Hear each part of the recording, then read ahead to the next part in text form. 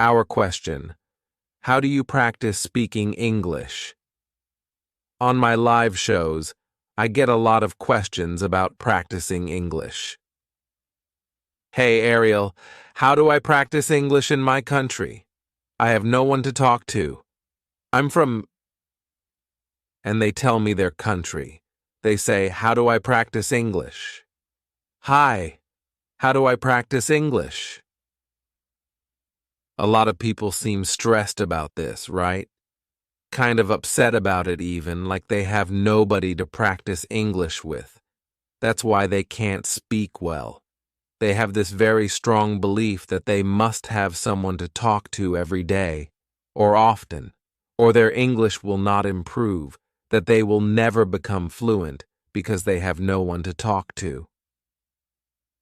First, let me welcome everybody to my channel, Bookish English. So, welcome everybody, and lots of people saying hello. And hello to you. Lots of different countries as always. I will talk about our topic first, then I will come to some of your questions and comments. So YouTube watchers, questions and comments, please be patient. I'll be back to you soon. So let's go back to this thought. The first thing is, I think too many people focus on this question of talk to somebody, talk to somebody, talk to somebody. And that's not really what they need. What they mostly need is listening, listening, listening. It's the foundation. You probably need at least about 6 months of very intensive listening where you're focusing just on listening 2 or more hours per day, every single day. Listening, listening, listening. Getting a huge amount of listening first. This is the foundation, and most people never get this in school. You don't get it in school. School is a lot of reading, typically. You may do some little exercises, little activities in the class where you chat a little bit, but you usually get very little listening, surprisingly, in school classes. And so that's the number one thing you're missing, because your brain needs lots of that listening first before you really get comfortable with the language. And that's why you really should focus on that first. That's always going to be your foundation. Lots and lots and lots of listening. Here's the good news. You can listen from anywhere alone. You don't need an American to talk to. You don't need a British person to talk to. You don't need anyone to talk to. All you need is your little phone or MP3 player, iPod, whatever, some headphones or not, some speakers, your computer, whatever, and just play your audios every day. You can do that anywhere. You can do that while you're driving your car. You can do that while you're on a train or a bus. You can do that at home while you're cooking dinner. You can do that anywhere at any time in any country. That's great news. So that's the main thing to focus on. That will actually help your speaking a lot. A lot. We have on my Twitter, it's a great example of this. We have Mehdi, for example, one of our superstar members. Now he's in Iran. He doesn't have anybody to talk to, yet he has achieved a very high level of English. How did he do it? Mostly listening. Listening, listening, listening, listening. That's the first big thing he'll tell you. Lots of repetition. He tells everybody this because people ask him questions all the time on Twitter, and this is his advice all the time. It's the same as my advice. Lots and lots and lots and lots of listening every day, and repeat the same audios many times. Deep learning, repetition. This is going to help your speaking so much. And of course, it helps your listening too. And again, the great thing about it, you can do it all alone anywhere in the world. No need to stress. Now let's say you do this. You do the 6 months. Your listening improves a lot. Your speaking starts to improve even. But you're like, I want to practice speaking more. I want to work on my pronunciation. I want to become more fluent. What can you do? You have no one to talk to. You can talk to yourself. You can talk to yourself. Matey does this. I know because I've seen him mention it on Twitter. And a lot of our superstar members who've been very, very successful do this also, where they just practice alone in a room. They'll just have, imaginary conversations. They'll give speeches just alone in a room. You could talk to a mirror if you want to, like giving a speech, and that's just practicing talking. You can just talk and talk and talk and talk, like I'm right now talking to the camera, right? Nobody's talking back to me. I'm just talking to the camera. I'm getting a huge amount of practice, right? Of course, I'm a native speaker. I don't need to practice English, but this helps me a lot with practicing public speaking because I do this so much. Talking to a camera for my podcast, or talking even just to a microphone for my audio podcast, because I do that almost every day. Public speaking is very easy for me now because I practice it constantly. It's the same thing for you. You can do this at home. Again, you could record yourself with a camera or with a microphone, like on your computer or your phone. You could listen to it if you wanted to, so you could hear your own mistakes or hear your own pronunciation. Or you don't even have to record it. You can just talk. You just walk around your room speaking English. Talk about the weather. Talk about how you're feeling. Talk about what you did yesterday. Talk about what you want to do tomorrow. Just talk and talk and talk and talk every day just to yourself. This will give you a lot of practice. Again, you can do it alone anywhere, any country, anywhere, all by yourself. Another thing you can do, you can combine these two things, the listening and the speaking. Do this several ways. This is what my pronunciation course does. So in the pronunciation course, what you do is you listen to me and then you imitate me. So you get some listening, you're hearing me speak, and then you're pausing. And then later, you're not even pausing, but in the beginning you pause and then you try to imitate me. So you try to speak exactly like me. And in this way, you'll be practicing your pronunciation. This also helps your fluency, though. It also helps the easiness of speaking so the words come out faster and more easily. You can do this with any audio. And then there's the shadowing technique I described, or tracking as I call it, which is where you're listening and speaking. Listening and speaking. Listening and speaking with no pausing at all. You're doing it at the same time, which is a little difficult in the beginning, but eventually you can do it. And again, you can do this all alone by yourself, anywhere, at any time. And many of our members in many different countries have only done these things and become fluent, excellent speakers all by themselves, all alone, without a friend who speaks English, without any conversation websites, without anything, only themselves. And then finally, they test themselves. Maybe they travel. Maybe they have a chat with somebody online, and they do very well. So you can train and practice speaking all by yourself, using all of these different methods, starting with intensive, repetitive listening. That's the foundation.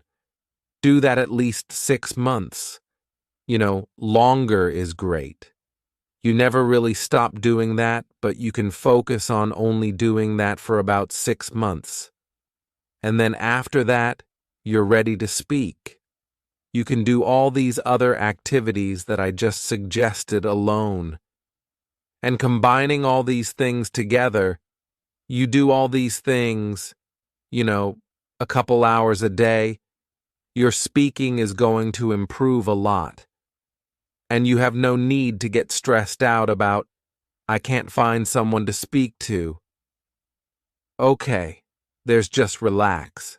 Just relax. You're going to be fine. You'll be fine. You can do it yourself wherever you are right now in the world. All right. My Twitter, by the way, is Ariel. That's my name. Let's put that on the screen. If you're watching, you can see. If you're just listening, it's Ariel. Ariel is my Twitter. That's where you ask me questions. That's where you communicate with me directly. Twitter's basically like a public text chat. That's basically what it is. Pretty simple. Ariel. All right, let's go to the comments and questions now. So lots of people saying hello from lots of different countries, so hello. And hola, which is hello in Spanish. And then we've got lots of people just suggesting all the different things you can listen to. Audiobooks, songs, movies, game shows, TV, podcasts, on and on and on. It's endless. There's so much now.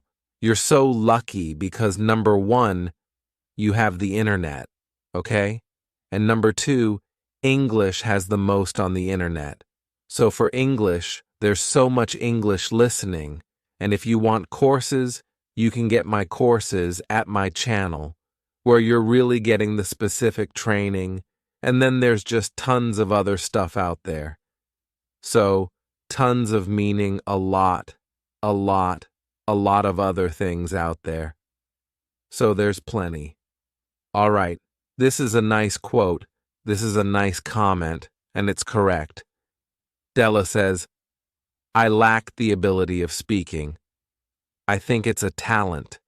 Some of us are born to be fluent speakers or, kind of eloquent.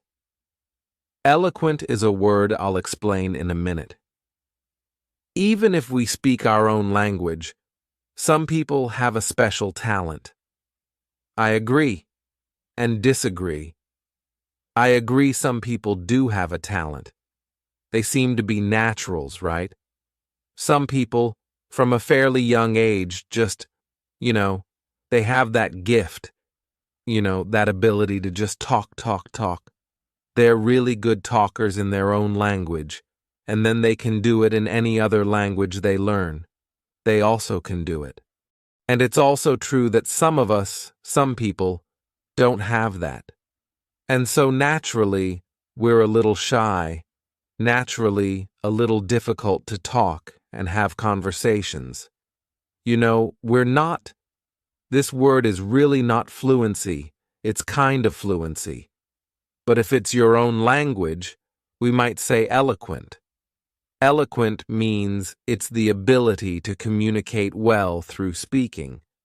However, I agree with that part. You're right about that. Of course, you're right. We all can see this. I disagree that it's a special talent only because you can develop it. It is a skill, and you can develop this skill with practice. I have. So, I'm one of those people. Like I've told this story many times. When I started doing public speaking, I was really shy and nervous. I was really bad at it. Very, very bad. It took me several years to get better, and it took me many years to get very good. So even in our own languages, this is true. But with practice, you will get better. And as I said, the best practice of all, the thing that really improved my speaking ability in my own language, public speaking, was doing exactly what I'm doing now, which is, you know, practicing by talking to cameras and talking to microphones. And then, of course, I did give speeches to groups too. So you can improve by practicing alone. You can, all alone, you can do it. All right, let's see. All right. So Yusuf has a common problem question, and this problem also happens with your own language. I can speak easily in my mind and possibly even alone, but when it comes to speaking in front of other people, I can't remember some words and I forget what I will say. So, what's your advice? Okay, so yes, I know exactly what you're talking about. This is a common problem for public speaking, and it can be a problem with foreign language speaking also. I had this problem in Spanish, right? I could, by myself, actually talk to myself pretty well. I was doing the shadowing or tracking technique when I was traveling in Spain. But when I got in front of people, then this kind of emotion, like nervousness, would come up, and my speaking would be much, much worse. And it's also a common problem with public speaking. So in my own language, right, in the beginning, for quite a long time, I would feel at home. I could practice, and, I could speak, of course, speak English perfectly fine.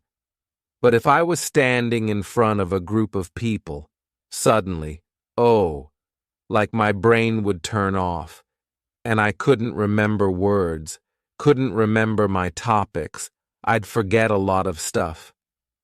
So it's just an emotional issue, right? It's caused by nervousness, is what it's caused by. And so you have to train yourself to overcome the nervousness. It's not a language problem. It has nothing to do with your language ability. It's all, it's that nervousness, that emotional, part, the fear. The adrenaline is what causes it. Adrenaline is the chemical your body releases when you're nervous or fearful or sometimes excited even. So you have to train yourself to function with the adrenaline. You have to get used to the situation. So you do it a lot. So then it becomes less fearful. So both of those things. Check my YouTube channel because I do have some videos about public speaking, and they will also help you just with normal English speaking. But a few things you do is, first, you practice getting yourself very excited, and you practice speaking while you're in that excited state, that it's feeling excited. This will actually help get you more used to speaking when your heart's pumping, when you're feeling some of those emotions. And you can do some other kinds of practices as well. And then the other thing is just practice, just doing it a lot, because each time you do it, you get a little less nervous. So, like for public speaking, your first speech will probably be you will probably be the most nervous. It will be the most, fearful. And then, if you give 100 speeches, by number 100, you probably will feel much less nervous. So just the number of times will start to reduce the fear quite a lot. And anyone can do that. All right. So Emmanuel, this is a good question. Good to see you again, by the way. Also. Yes, so basically, I finished all your lessons. Good for you. Great. I know all the words on all the meanings, so that's great. But when it's time to speak, similar question to the last one. When it's time to speak, I feel overwhelmed by fear. I get nervous. I forget a lot of the new words suddenly. So again, It's an emotional issue, right? It's not when you're calm and relaxed, you know everything. And then when it's time to speak in front of people or in a real situation, suddenly you become nervous. And then that stops, your brain from working so well. So, again, I would recommend, like when the public speaking part, I'll mention things. It seems crazy, but where you jump around, you jump up and down a lot, you can use music to get yourself excited. So it's a positive feeling, but you also get yourself so you're kind of actually breathing a little bit heavy and your heart's pumping boom, boom, boom, because this is physically, in terms of your body, that's very similar to feeling nervous or afraid, right? When you're nervous or afraid, your heart beats faster. Sometimes you can even breathe a little bit heavier, more heavily. So if you jump, you can kind of pretend or kind of create a similar feeling physically in your body by just, jumping up and down a lot, get your heart going, and then get yourself breathing a little heavy. And then practice speaking English just alone, like practice doing a speech or something like that. You could practice telling one of the mini stories, right? Retelling it yourself. Anything, really. But you do it while you're breathing a little heavy, while your heart's beating a little bit, so you get used to functioning. You get used to thinking in English while your body is having this reaction. You get used to speaking English while your body's having this reaction. This will start to train you to speak English and think in English when your heart rate is up, when your muscles are a little more tight, right? When you're breathing a little heavier, which are all the same things that happen when you feel nervous. So it's kind of a little physical trick you can use, and you can use this exact same trick for public speaking. And this was the trick I use. I still use it sometimes. For a long time before I would give a speech. Same problem, right? My muscles would get tight, especially my neck and throat. My heart would start beating faster, and I'd start breathing heavier. And then this would cause my brain to start turning off, right? So I started to create this, and then I would practice doing my speech.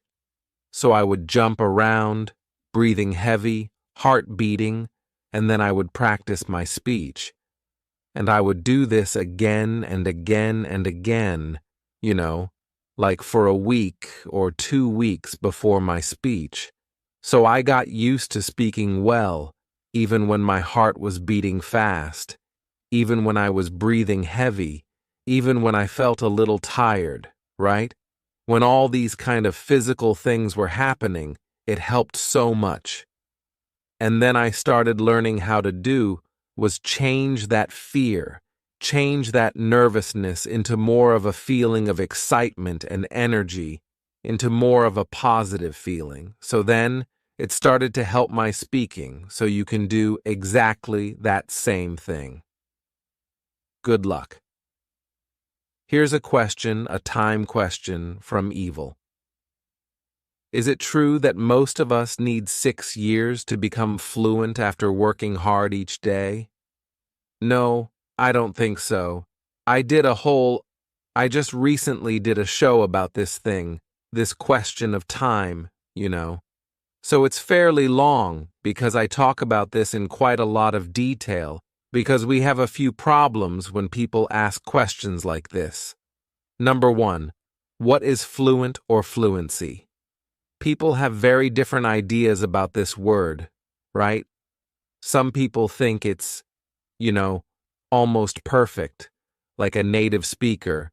And then others will say fluent basically just means, you can speak well about basic topics. I say it's you can speak well, communicate well, fairly easily about normal conversational topics. No special topics with special vocab, but sort of the normal everyday topics. And the other question is time. When we say people, we often talk about years and months, but really we should talk about hours, because if you listen to English 10 hours per day, that's a big difference compared to another person who listens only 1 hour per day. Okay, so the first person will improve 10 times faster. So will they both be the same after 1 year? No, they'll be very, very, very different. So it's really the number of hours that's important rather than the number of months or years. So with all that in mind, you're saying working very hard each day. So working very hard each day, I would say, is something like, let's say, 3 to 4 hours a day of English. Let's say 3 to 4 hours would be very hard. Hard, solid every day. What I recommend is 2 hours a day at least. Let's say you're doing 4 hours a day of English. Will you need 6 years to become fluent? No, it should be much faster than that. Much faster. 4 hours a day, I don't know, it depends on everyone's a little different. Depends on what your first language is, how much English you have already. But I would say, since you're listening to me now and understand me now already, you're already intermediate level at least. I would say just a year, maybe a year you should be fine. Maybe 1 or 2 years, maybe less than that. So I would say, yeah, don't. 6 years? No, I don't think so. Now, to become native speaker level, like to speak almost exactly like an American or a British person, yeah, then maybe you're looking at 6 years or something like that. But again, maybe less. It just depends on how much you're practicing every day. But I'd say my general answer would be much less than 6 years. This is one of the great things about independent learning. It's much faster than school. People, we sort of get confused because in school, people will study English for 10 years, and then they still can't communicate well. They can hardly speak at all after 10 years, and we think, well, this is crazy. Why? We think that's normal, but that's just because the school methods are so terrible, right? There's so much time wasted. Oh, and perfect. Allie has a question just connected to what I was just saying. Good morning. I have to wonder. I've been in an ESL class, that's English as a second language, in college, and I'm never improving. I've been in class for 1 year, just losing time. Can you explain why the school versus online learning is different? Thank you. Yeah, there are many, many, many, many differences. Number 1, in the school, you're sitting there, you're passive. You're not the boss. With online learning, you're the boss. You choose. You choose what you listen to. If you like me, you listen to me. But if you don't like me, if you think I'm boring, that's okay. Go find someone else. Go find something else. I mean, that's the cool thing. So right away, you're in charge. You're the boss. You decide on what you listen to. So immediately, you're more interested just emotionally and mentally. You're more awake. You're focused more. It's already better just because of that. That's a big, big, big, big part of it. When you go to a class, you don't decide. The teacher decides everything. There's no choice, really. It's you go and you do what the class is doing that day, and that's all you do. So the second thing, they use textbooks. You're typically focused on grammar, trying to memorize different grammar rules. You're typically trying to memorize vocabulary lists. None of these methods work very well, so you're just wasting huge amounts of time. With online learning, at least, I can't say all online learning, but with bookish English for sure, you're doing huge amounts of listening. You're finally getting a lot of listening every day. 1 hour, 2 hours, 3 hours, or more of real English every single day. Man, it's gonna improve. So your listening ability is gonna improve a lot. If you start reading books, especially audiobooks, you're gonna grow your vocabulary very quickly. And again, it's all more interesting. It's all so much more interesting than a textbook or than some class activity. So, oh yeah, I recommend you try it. I always just say, try it for 6 months. You don't have to believe me or anyone else. Just do an experiment. You've tried ESL class for a year, clearly, and getting no results, nothing. So just compare. Try this for 6 months. Try bookish English for 6 months. Just 6 months. Do it every day, 2 hours a day, and after 6 months, see the result. Do you improve? Did you do better than in the classroom? I think you will. Here's the question. Is age important for learning languages? No, not really. No. There's only one area where it can make a difference, which is pronunciation for some reason. But other than that, it does not matter at all. One of my favorite, super language learners is Steve Kaufman, who's now in his 70s, I believe, and speaks, I can't remember how many languages he speaks because he keeps learning them, so I'm losing my count.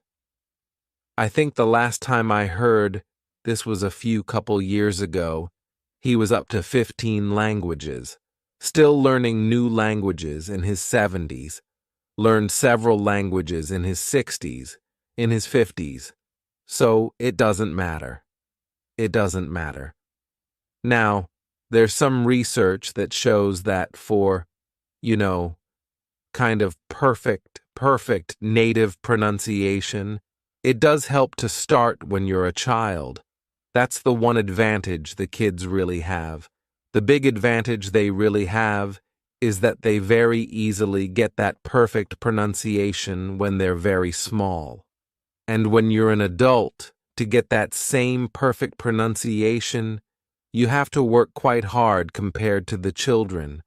But otherwise, you can learn at any age.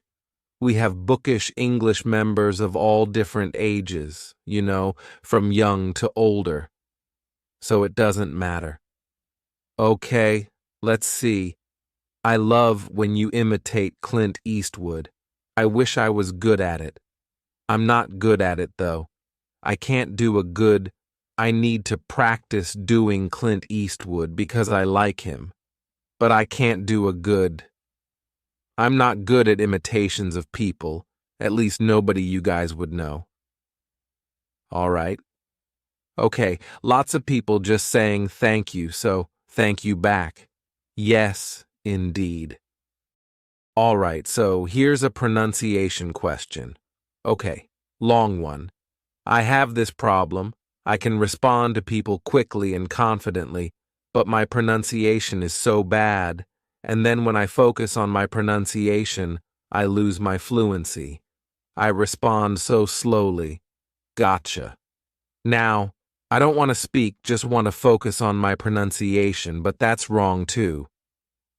Okay, so, you got to relax. This is a normal thing. This is normal for any skill, by the way, any skill. I'll give you an example, not even language, it's just jujitsu. Okay, so in jujitsu, there are lots of techniques. Jujitsu is kind of like wrestling. Japanese Brazilian wrestling. And anyway, there are techniques, and the techniques have several different parts. Okay, so let's say there's one technique to escape. Someone's on top of you and you want to escape. Well, you have to do something with your legs and you have to do something with your arms. Okay, so both of your legs have a technique to do. They must do something, and both arms have to do something. So it's very common for me and for all learners when you learn a new technique in jiu-jitsu that if you focus on your legs, you forget your arms. So I'll do the leg technique correctly, but then I forget the arm technique. And so it doesn't work. And I'm like, can't escape. Why? And then the teacher will say, well, you didn't do your arms. Oh, yeah, right, okay. And so then go back and kind of fighting against somebody, right? And you know it's fighting, it's happening very fast, just like in a conversation, right? Everything's happening fast. There's no time to carefully think about everything. You have to do it very, very quickly because the other guy is trying to win. So there's really no time to think carefully. So do it again, and this time I'll focus, arms, arms, arms, arms, arms. Grab his arms. So, boom, the situation happens again, and I'll do the arm technique correctly, and it won't work again. And then I'm like, why not? And then after, I'll ask my instructor, oh, this time you forgot your legs, right? Right. So this is kind of normal. When there are maybe 2 or 3 different skills to perform at the same time, it's normal for a while, it takes a while. And so in the beginning for a while, sometimes for a long while, when you focus on one, you forget the other part. So you start improving one area, like pronunciation, and then you kind of forget your fluency. Your fluency gets worse suddenly, and then Then you focus back on your fluency, and then your pronunciation drops. You feel like you're going crazy. So, I understand this. This happens to me in jiu-jitsu all the time, and I get really frustrated because I feel like, I can never do them all. Okay, but eventually, what happens? Eventually, you focus on one, you get better, then you switch to the other one. You improve that one, and then the first one goes down. Oh, then you go back to the first one, right? And then, eventually, you start getting where your brain can think of both at the same time. Finally, sometimes it happens suddenly, sometimes gradually, but you'll find that your brain will begin to do both at the same time, and you'll be able, finally, to do both. Right? So like in the first escape technique I learned in jiu-jitsu, now, finally, it's natural. Really, I don't need to think at all to do it. The leg part and the arm part, they're both natural because I have done them many, many, many, many times.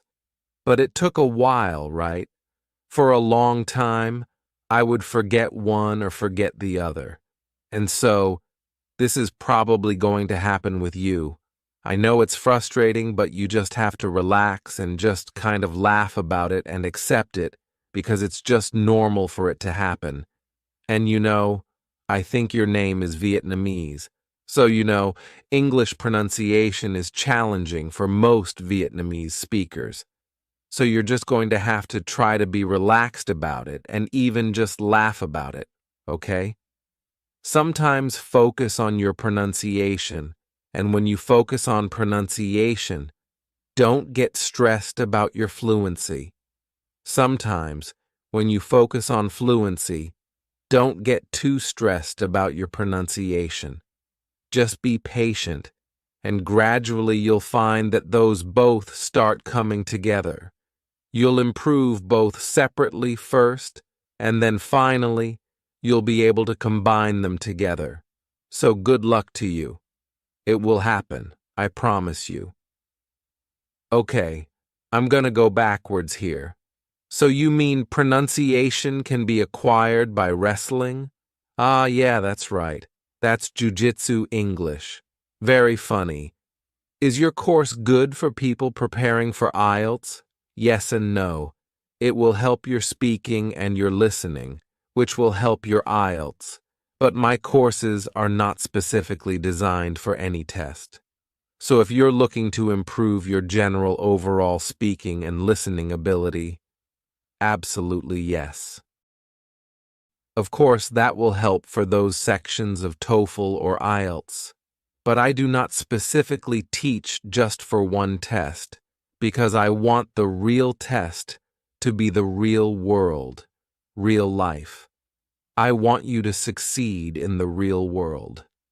I've been following you since 2008, says Muhammad. Wow, that's a long time. That's almost to the beginning. All right, thank you. You're really doing a great job, I hope. Thank you, Ariel. You are welcome. Are you American or English? This is our comedian, but a serious question. I am American. Okay, this is an interesting question. Okay, so, hi from Sweden. I have a question. The question is, can I write when I listen to some movie? How I can't speak with people. How can I improve my speaking? Okay, so for movies, I have another quite long video about a movie technique.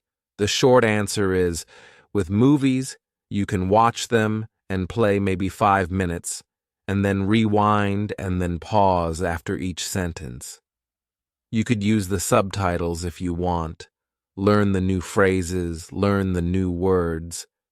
You could even go back again, pause after each sentence, and imitate the actors, imitate their speaking.